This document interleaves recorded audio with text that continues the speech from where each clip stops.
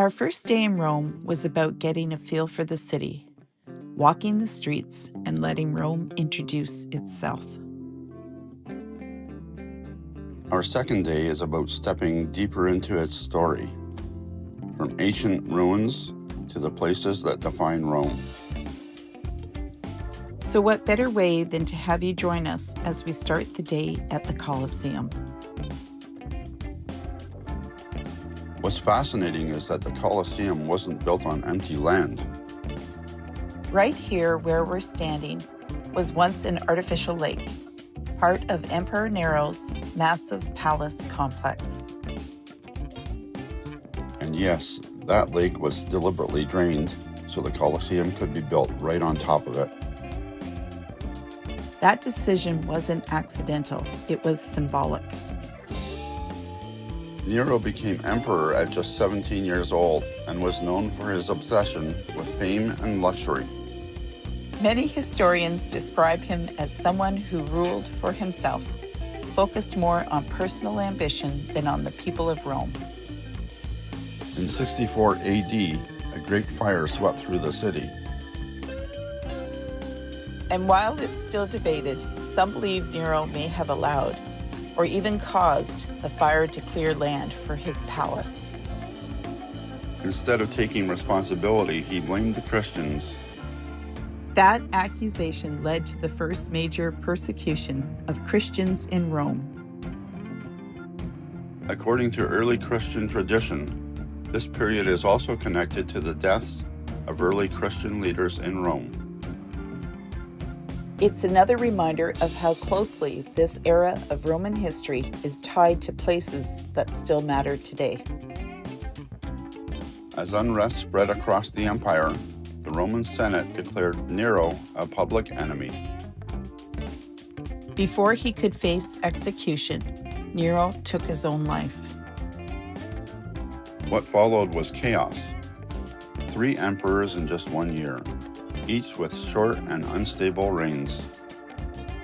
It wasn't until Emperor Vespasian came to power that things finally began to change. Vespasian wanted to show people of Rome that he was different. So he drained Nero's private lake and ordered the Colosseum to be built, not for himself, but as a gift to the people of Rome. Unfortunately, Vespasian died before the Colosseum was completed. His eldest son, Emperor Titus, saw it through. In 80 AD, the Colosseum officially opened with its famous 100 Days of Games. 100 days of gladiator battles, animal hunts, and public spectacles, all right here. Just imagine that. More than 3 months of non-stop events.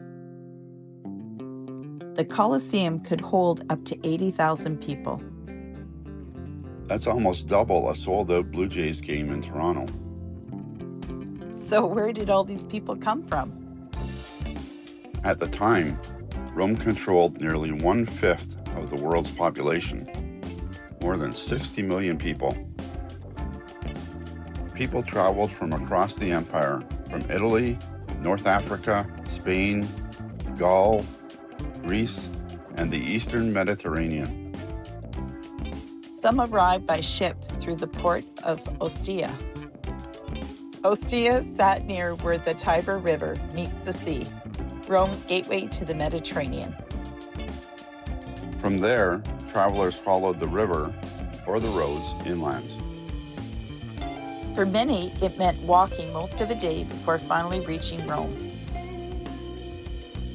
Others traveled entirely by land, following Roman roads for weeks, sometimes months.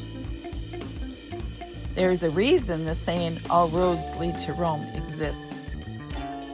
From distant provinces, those roads led people back to Rome and into places like the Colosseum, where the empire gathered. And for people coming all that way, this wasn't a one-day visit. Many stayed for days, even weeks, timing their trip around the games they wanted to see. They slept wherever space could be found, in crowded apartment buildings, simple inns, or with friends and family in the city. It wouldn't have been comfortable or quiet, but it was part of the experience. After the 100 days ended, the Colosseum didn't close its doors. For centuries, it continued to host gladiator contests, animal hunts, and public spectacles. These events weren't held every day, but they became part of Roman life. Over time, gladiator fights were banned, and the great spectacles slowly faded.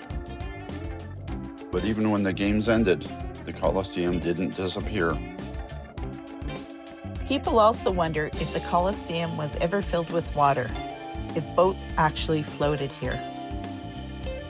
Early on, it's believed that the arena may have been temporarily flooded for mock naval battles. But once the underground levels were built, flooding the arena wasn't possible anymore. So if boats were ever here, it would have been briefly and very early in its history. What's incredible is how advanced this place was. The arches and passageways were designed so tens of thousands of people could enter and exit efficiently. It's a design modern stadiums still use today. At its height, this place would have been deafening. Crowds roaring, animals crying out, metal clashing. And today, it's the opposite. If you pause for a moment, it's quiet. Just stone, sky, and history. What surprises many people is that the Colosseum hasn't always looked this way, but it's looked this way for hundreds of years.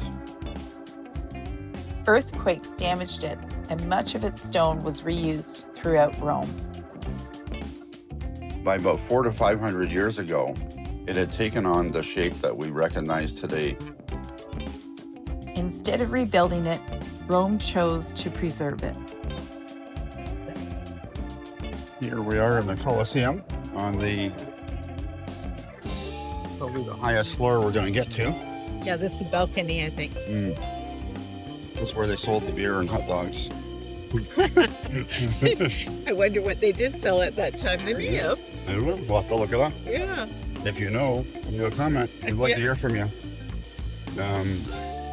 Anyways, here the emperor, we're just saying the emperor would give the final approval on the life or death of the fighters. Thumbs up or thumbs down. Please give us a thumbs up. Ah, there we go. And follow us.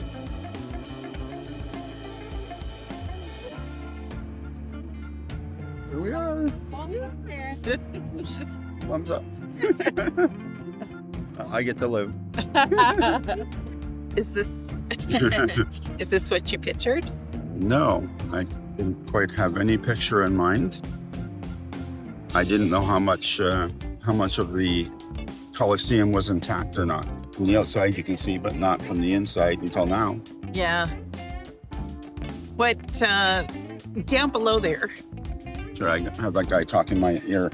Sorry, down below there. Actually, do you want to turn it? Yeah. We'll turn it. Okay. So, down below. Okay. Down below. What are all those passageways? Passageways. Underground, those were they used prisoners and free people to fight, right? And what I found interesting, there's 14 elevators. I actually took a picture of one earlier. 14 elevators that raised either fighters or animals up to the floor, and they would be surprised by when it would happen. Fighters actually didn't know. So were they like hallways? Yep. Down below? Hallways and chambers. And chambers. Okay. Yep. Hallways and chambers for them. Okay. Yeah. And when you look across, what was the cross? And you see the cross. What's the cross? What was the tour say about the cross? Tell me.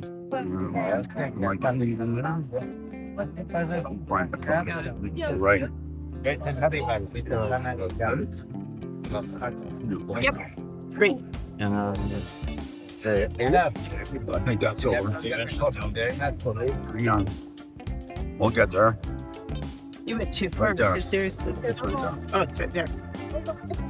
Oh, it's opposite from what I see. Okay. See, it's right there. Yeah. So at the cross is what? What happened at the cross? I'm not sure, but I know above the cross is where the emperor sat, right? Oh, above it. Okay. So like where it's kind of hollowed out? Yeah. Is that where? Yeah, that's where his seats were. Gotcha. And then over to the right, there's some marble. Funny, goes left to go right. Yeah, it's still sitting. Those spots there. Yeah. That, I think he said that was for the noble people, right? Yeah, the rich people, senators and what was the two? Senators and Noble people, wasn't it? Today, the Colosseum receives about 7 to 8 million visitors every year. in 80 AD, during the 100 Day of Games, this place could hold 50 to 80,000 people a day. So over 100 days, that means roughly 5 to 8 million spectators may have passed through here. And when you compare the numbers, it shows just how central this place has always been. 2,000 years ago, people traveled from across an empire by road and by sea just to be here. And today, people still come from all over the world. In many ways, all roads still lead here to the Colosseum.